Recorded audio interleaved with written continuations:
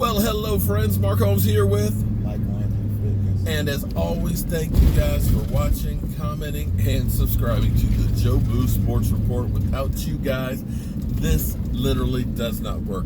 You know what?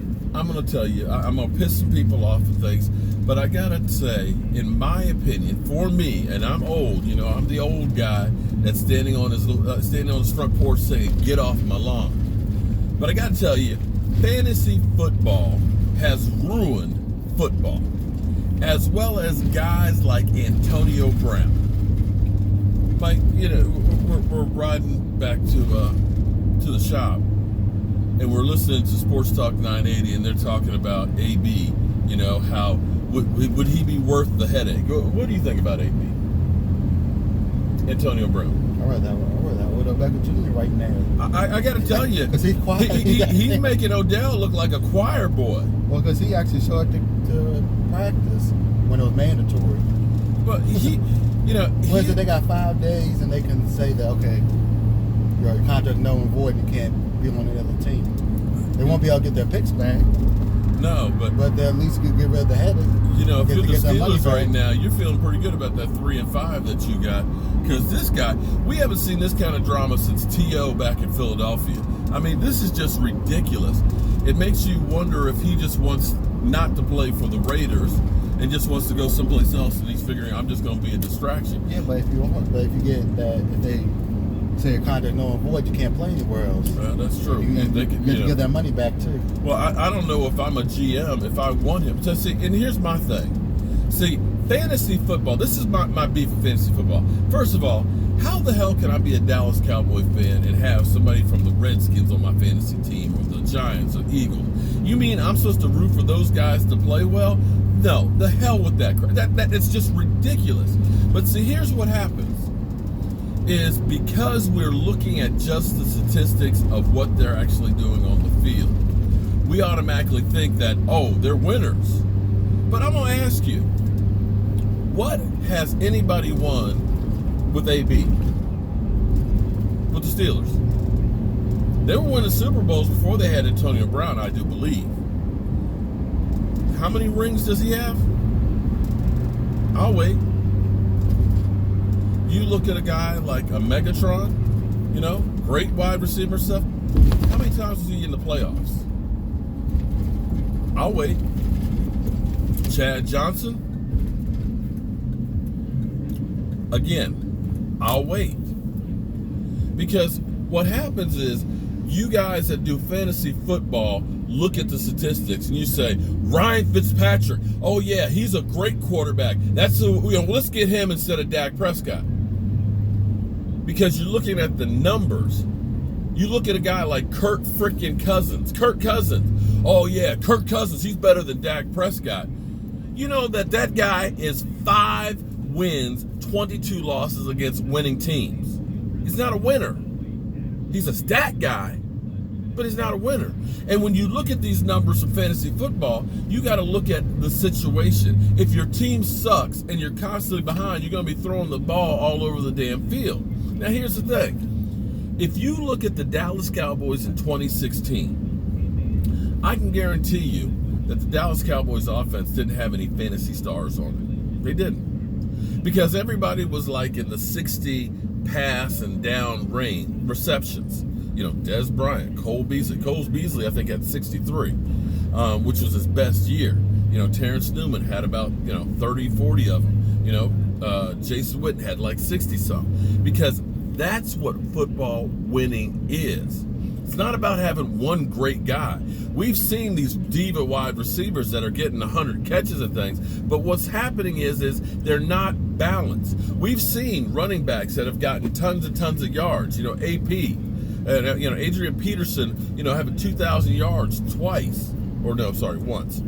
Barry Sanders having 2,000 yards twice. But here's the thing. There was no team around those guys. Yes, they got all kinds of points for fantasy football, but they didn't win games. And I'm about winning games. And it doesn't matter if you win 6-3 or if you win 51-49. All it counts is being a winner. And Antonio Brown is a stat guy. It's all about me. He is not about the team. This bull crap that he's doing out here, oh, I can't play because of my helmet. Man, come on. That's some bullshit. That's an excuse. And this whole thing of burning my feet, come on, man. His ass wants to get out of there. He's not really about playing football. It's about getting that money. That's all this guy cares about, because this is hurting your team. And if you were all about winning and being part of a team and stuff, you would do anything and everything out there to stay on a team. Now, I get it. The new helmets are a little bit bigger, okay? They're a little bulkier. The cages are in a little bit different place. I get that, but that's the evolution. Because these helmets, these Avasis 1, these new helmets are helping the players keep their mental facilities. And maybe he should have had one about 10 years ago, because it doesn't seem like that guy's got all his brains to him. What do you think? You know, what this reminds me of is NASCAR. After, I can't think of his name, had the fatal crash. His son was just in the plane crash this past weekend. But when they came out with the harnesses that strap the helmets and stuff to the seats and things, so that way if you're in a car crash, that you're not getting decapitated. That the old school drivers are like, no, man, I don't want to wear that thing, you know, it's too bulky, I don't like it, this, that, and the other. I know change is difficult, but there's a reason why we're changing. Take a look at some of these players out there that have dementia, that are dealing with CTE. The NFL is trying to do their best to mitigate that stuff. And Antonio Brown, you know, this whole temper tantrum that you're having about this helmet, you know, it's stupid. It's ridiculous.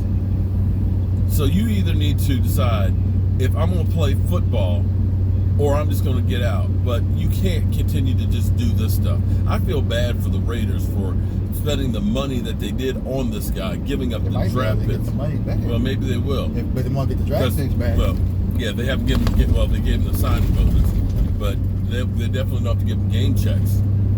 They got 5 days. You either show up or they want to void his contract. See, that's an idiot. You know, and what was.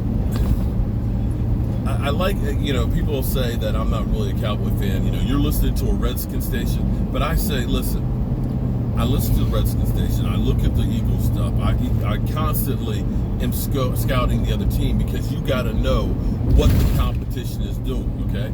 The fact that Colt McCoy was named the Redskins starter, you know, a couple weeks ago, and proceeded to get hurt that day in practice, and now they're talking about, you know, maybe 2 or 3 weeks into the season before he'll be able to play. Now you got Case Keenum, or their rookie, will be the starters. You need to know this information about the enemy. But Doc Walker, I got to tell you, I love the guy. I know he was one of the original Hogs. He was the enemy and stuff, although he did say he was a Cowboy fan before he became Redskin, didn't he? Yeah, he did. He tells it like it is. And what he was bringing up, and it was funny because we were actually by RFK, the old Redskin Stadium, and he was putting it out there. He's like, you know, this idiot, AB, is disrespecting guys like Bobby Mitchell.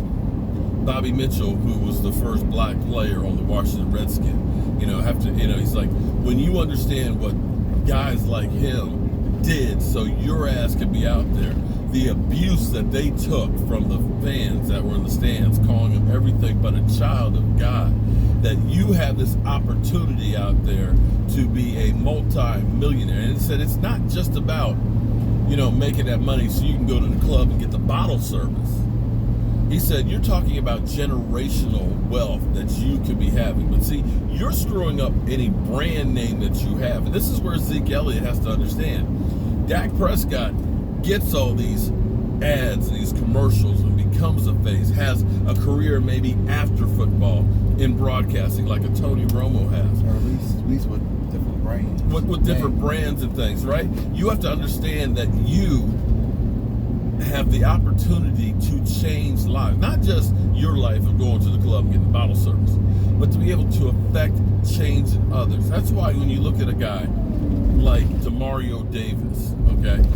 And as much as I hate to say something good about a Redskin player, but Josh Norman, guys that are dealing with helping to try and bring awareness to Flint, Michigan, that 5 years after the fact that people are still drinking bottled water. When you got places like Newark, New Jersey that are now doing the same thing. When you have people on the border and, you know, can we be a human? That these guys are doing things that are affecting lives. And instead, this guy, it's all about him. And it makes me sick and proud that we don't have players like that. You know, I'll take Michael Gallup over AB and Odell Beckham any day of the week because they're about the team and they realize that things are bigger than just themselves. How about you? So I'm happy because I remember there was a lot of you Cowboy fans like, we need to go get that guy. Oh, man, imagine what we can do with that guy. Yeah, imagine what we can do with that guy. Yeah, you know, we are already the three-ring circus. Think about the circus with that guy on there. So, you know, be that as it may. But I hope you guys tune in tonight, 9 o'clock Eastern for our live stream. We're going to be talking about everything that is the Dallas Cowboys. I'm Mark Holmes with my number one son. Like Man Fitness. And I am living the dream. I got a job and I get to work with my son. Don't get no better than that. Out.